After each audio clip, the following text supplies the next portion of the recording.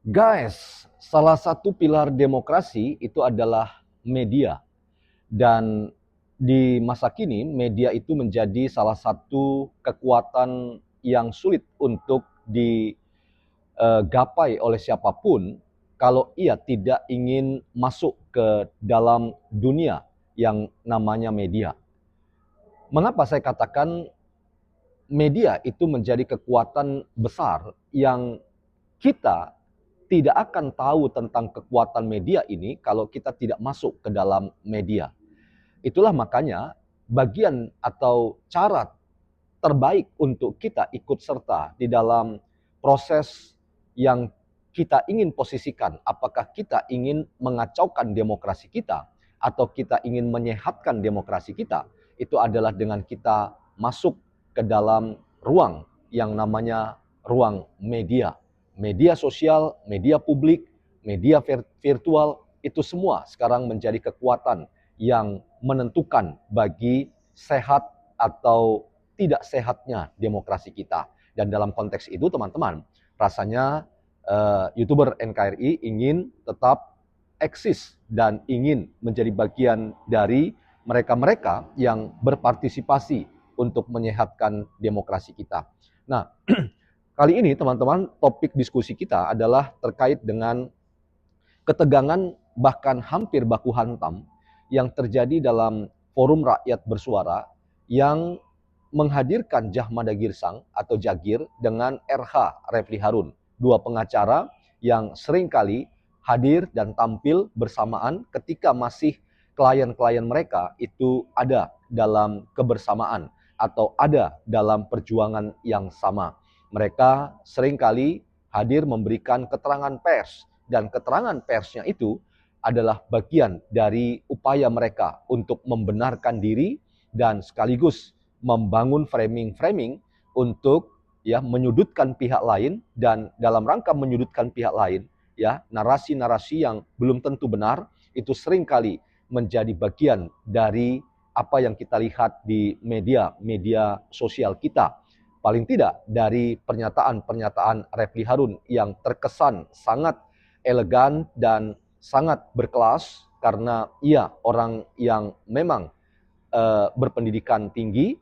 Demikian juga Jahmada Girsang, ia juga seorang yang dikenal pengacara dengan jam terbang yang lumayan baik, dan dalam konteks itu keduanya seringkali memposisikan diri sebagai klien yang menakutkan bagi siapapun yang ingin mempertahankan keyakinan bahwa ijazah Pak Jokowi itu adalah ijazah asli. Nah, teman-teman, kita akan bincang ini ketegangan bahkan hampir baku hantam di antara Refli Harun dengan Jahmada Girsang yang menurut saya itu makin mempertontonkan kepada kita bahwa mereka yang dulunya kompak karena mempertahankan kebohongan, kalau kita boleh katakan demikian, tetapi ketika salah satunya ingin mencari informasi atau menemukan kebenaran yang lain, maka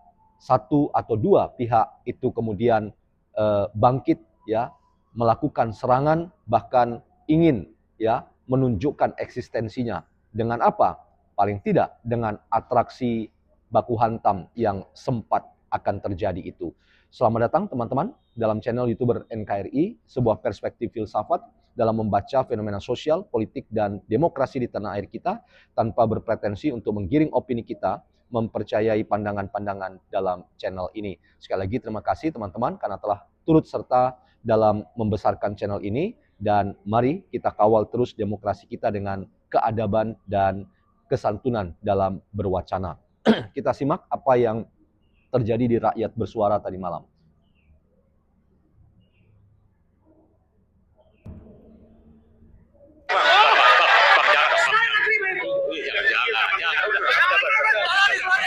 Tidak ada spesimen lain yang dibilang asli kecuali spesimen itu, maka kita akan mendapatkan jawaban yang konkret. Tetapi karena dia jahat, setiap hari, setiap saat kita bertengkar. Wabillahi taufiq wal hidayah. Wassalamualaikum warahmatullahi wabarakatuh. Saya pulang karena tidak akan bisa kasih kesempatan ngomong lagi. sebentar. Tadi saya berikan kenapa Pak Jokowi, soal Pak Jokowi. Stay Mas, santai aja. Saya berikan pada. Silakan. Kecuali kalau dikasih kesempatan untuk closing nanti minta closing. Karena sudah kesepakatan ya. Saya dikasih kesempatan closing statement enggak? Saya tanyakan. Tidak. Tidak. Oke, baik. Mohon maaf, Bung Refli, mohon maaf. Oke, Hebat. Tapi Refli Harun jangan keluar dong, jangan keluar. haknya bersangkutan. Haknya bersangkutan. Kalau saya tidak dikasih kesempatan ngomong lagi, ngapain saya di sini? Itu namanya orang bodoh, Bapak Djamada Girsang yang saya hormati. Anda menghormati saya kan? Tetapi ketika Anda belok, Anda nggak ngomong apa-apa ke saya. Wabillahi taufiq wal hidayah. Wassalamualaikum warahmatullahi wabarakatuh. Assalamualaikum warahmatullahi wabarakatuh. Terima kasih, Bung Refli. Silakan lanjut, Bung. Ini Rifai, silakan. Ini dari Pakai. pengacara Raja Konten, kata Rismon. Ini teman saya yang paling baik. Tetapi ketika belok, dia tidak ngomong. Oke.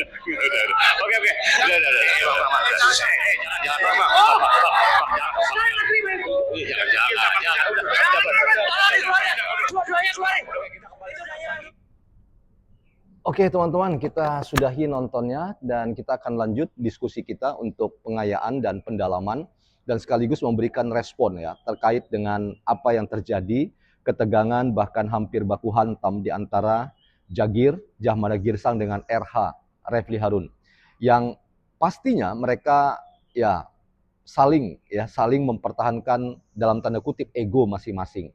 Ego bahwa mereka benar, mereka adalah orang yang paham dengan hukum dan pilihan-pilihan dari apa yang mereka sedang pertontonkan itu dianggap sebagai kebenaran. Dan dalam konteks itu, sekali lagi teman-teman, nostalgia dan romantisme ketika mereka masih bersama itu menjadi fakta-fakta hukum yang membuat kita jadi mengerti dan paham bahwa orang ini yaitu Refli Harun dan Djamada Girsang itu sebetulnya bukan sedang mempertontonkan sesuatu yang baik dan sesuatu yang bisa membuat kita pasti paham dengan berbagai hal yang muncul dalam percakapan-percakapan di ruang-ruang virtual kita, media sosial kita, tetapi justru kita mendapatkan sebuah fakta lain bahwa di antara mereka yang sempat bergabung bersama para pemburu ijazah Pak Jokowi itu memang terbangun dendam kesumat yang sangat mematikan di antara mereka. Dan ini semakin meyakinkan kita teman-teman bahwa mereka sebetulnya bukan orang yang sedang mempertontonkan kebenaran. Mereka bukan orang yang sedang mempertontonkan kelas sebagai sesama pengacara yang baik, tetapi mereka sebetulnya sedang mempertontonkan kelas egoisme, sektoral, egoisme pribadi, egoisme diri, dan arogansi dalam pengetahuan tentang hukum atau bahkan pemahaman mereka tentang kebenaran yang selalu bawaannya itu adalah negatif terhadap orang lain dan selalu positif terhadap diri sendiri. Orang lain selalu salah, diri kita selalu benar. Orang lain selalu tidak oke, dan karena itu kita menyebut mereka itu sebagai tidak selevel, orang lain itu jahat, sementara kita orang baik. Dan Anda tahu bahwa Refli Harun lah yang pertama kali atau bahkan dalam diskusi di Rakyat Bersuara maksud saya itu yang menggunakan framing jahat untuk pelapor dalam hal ini Pak Jokowi, dan mungkin juga maksudnya adalah pada para pelapor-pelapor lainnya yang dari proses-proses investigasi seorang Refli Harun sebagai katakanlah pengacara yang punya rekam pendidikan yang baik. Menurut saya ia sedang menunjukkan kepada kita upayanya yang ingin melihat kalau ingin melihat analisis yang begitu baik dan analisis yang begitu argumentatif, maka orang menganggap bahwa pilihan untuk meyakini apa yang dikatakan oleh Refli Harun itu dianggap sebagai pilihan yang benar dan kita harus menerimanya begitu saja sebagai kebenaran. Inilah problem terbesarnya kalau kita bicara tentang Refli Harun, dan inilah menurut saya yang makin membuat kita jadi paham mengapa ketegangan dengan Jahmada Girsang itu akhirnya terjadi. Dan ketika terjadi, yang dipertontonkan itu sebetulnya masing-masing sedang mempertontonkan ego pengetahuan, ego kebenaran yang mereka mungkin sudah ketahui masing-masing dengan keyakinan Refli bahwa ijazah Pak Jokowi itu sebagai ijazah palsu, atau demikian juga ya keyakinan Jahmada Girsang setelah ia mendampingi kliennya Rismond yang berproses dalam restoratif justice, bertemu dengan Pak Jokowi, bertemu dengan Mas Gibran, sampai akhirnya SP3 keluar. Dan ia selalu katakan bahwa sebagai pengacara yang baik, maka tujuan dari pengacara yang baik itu adalah menyelamatkan kliennya, agar kliennya itu tidak terjerumus dalam persoalan hukum yang lebih berat. Bahkan ya, kalau kita menyitir pendapat Eli Danetti, maka ia sering katakan tugas dari seorang pengacara itu adalah menyelamatkan kliennya, bahkan bila perlu ya membangun ya islah atau jalan-jalan damai agar ya kliennya itu bisa lolos dari jeratan hukum yang berdampak besar terhadapnya.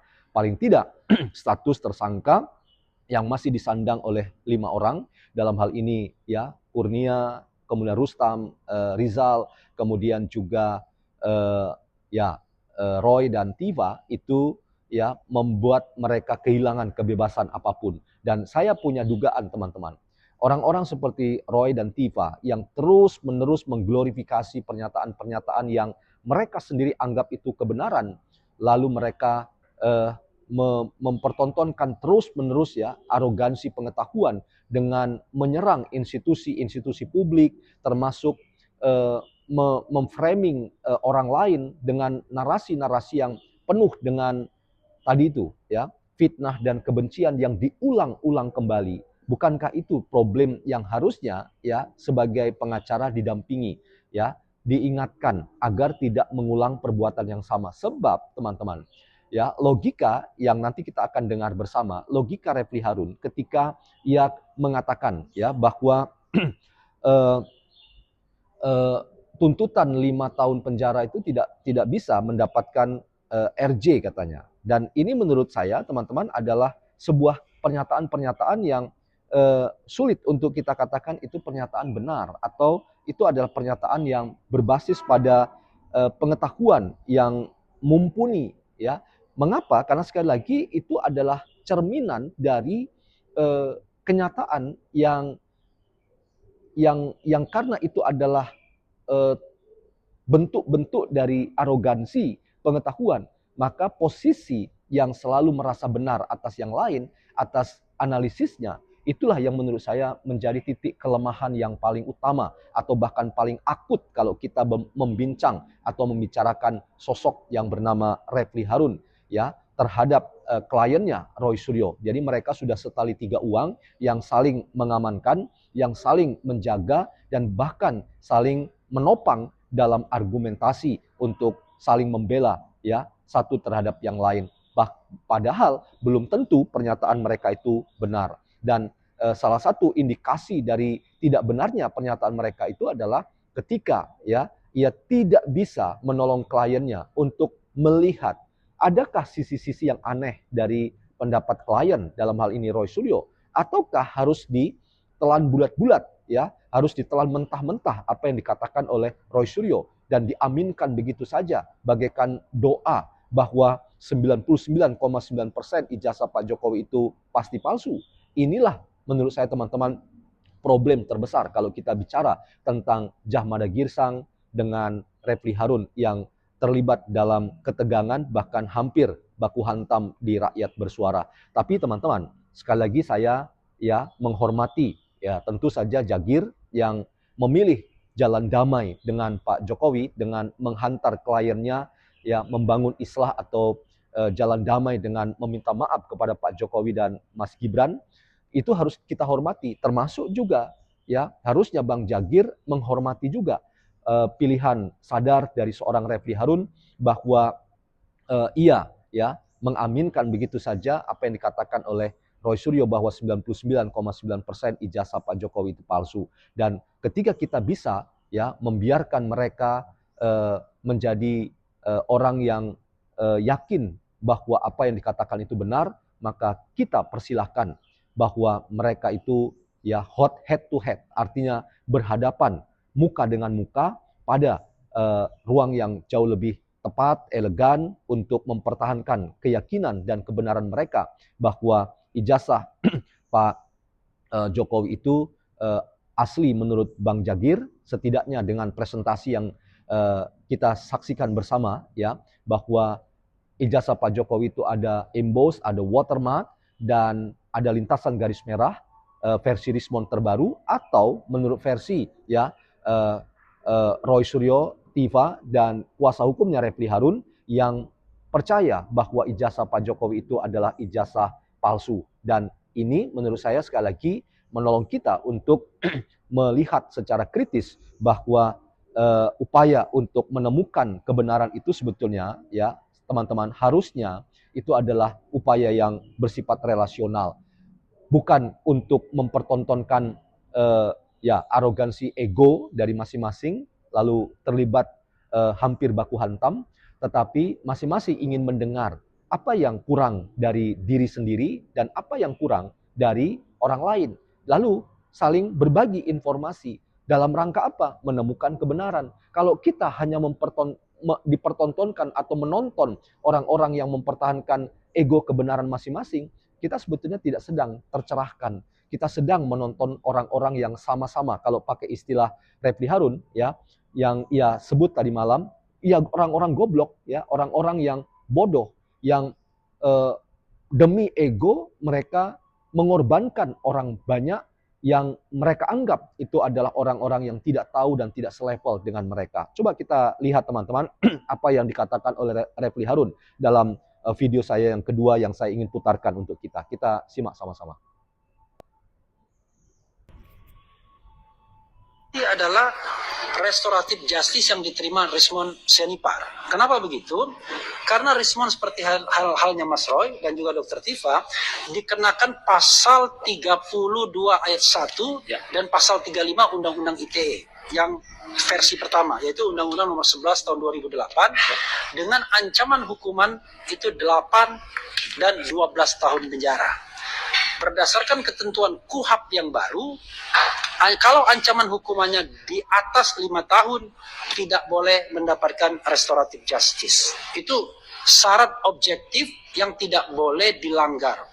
Nah, dalam hal ini ya sering kita dengar bahwa restoratif justice ini menggunakan KUHAP yang lama. Perlu kawan-kawan ketahui, di KUHAP yang lama itu tidak ada aturan mengenai restoratif justice. Selama ini yang digunakan adalah peraturan di bawah undang-undang seperti Perpol, peraturan kepolisian. Padahal kalau seandainya kita menggunakan azas lex favorio, di mana yang menguntungkan dipakai, itu harus sederajat. KUHAP lama versus KUHAP baru. KUHAP baru 2025, KUHAP lama 1981. Kalau yang menguntungkan KUHAP lama, silakan pakai. Tapi kalau KUHAP lama tidak ada, maka harus kembali kepada KUHAP yang baru. Tidak boleh turun ke Perpol. Itu sikap kami dan yang sudah kami sampaikan. Karena itu, kami mengatakan dari satu poin itu saja, restoratif justice yang dikenakan kepada setidaknya Rismon Sianipar itu bertentangan dengan undang-undang. Sehingga seharusnya lah dibatalkan ya. Kami soroti. Oke teman-teman, kita sudahi nonton di video yang kedua. Nah, saya satu kata saja ya, sebagai seorang pakar dalam hukum ya, dan menjadi pengacara yang mendampingi kliennya, menurut saya ya ini aneh ya, seperti judul di akun TikTok Rakyat Pinggiran ini ya, aneh yang dapat RJ Rismon yang riweuh dan gak terima Roy dan Tiva serta pengacaranya Refli Harun. Dan ini menurut saya adalah bukti tanda bahwa ya mereka sebetulnya adalah orang-orang yang tidak paham, orang-orang yang hanya mencari sensasi, atau seperti yang Rismon katakan, mencari cuan, mencari popularitas, dan pastinya mencari ya panggung untuk mengedepankan kepentingan politik mereka. Dan ini menurut saya adalah problem serius kalau kita bicara tentang Refli Harun. Jadi jangan sebut Pak Jokowi jahat, jangan sebut Pak Jokowi itu bodoh atau apapun dengan stigma-stigma yang Anda bangun, saya ingin hanya katakan mungkin kita harus memeriksa diri. Yang jahat itu diri kita, ya, yang membodohi banyak orang. Dan yang jahat itu adalah diri kita juga, yang bodoh itu adalah diri kita juga, ya. Dalam hal ini ya Anda jawab sendiri, mungkin juga Mas atau Bang Refli Harun. Jadi teman-teman, kita jangan terkecoh dengan diskusi-diskusi yang tidak bermutu yang ditunjukkan oleh Refli Harun, yang ketika ia bahas di video terakhir bahwa ia ya sedang menolong untuk kita paham tentang RJ Rismond itu bodong atau melawan hukum, tetapi ia lupa ya bahwa RJ itu adalah RJ yang dibangun ya dari pemahaman para penyidik yang sudah melihat dan menganalisis prosesnya dengan sangat baik. Jadi kalau Anda ya ingin menggugatnya, lakukan pra peradilan ya atau head to head di pengadilan. Lalu Anda pertanyakan semuanya. Jangan berkoar-koar seolah-olah kami terkecoh dengan pandangan Anda yang berlagak benar, tapi sebetulnya itu hanyalah ya omongan kosong dari orang-orang yang sebetulnya ya hanya mempertontonkan arogansi pengetahuan tentang hukum, tetapi tidak memberikan pencerahan apapun terkait dengan pemahaman hukum yang dimiliki. Semoga ada manfaatnya teman-teman, dan salam hormat YouTuber NKRI.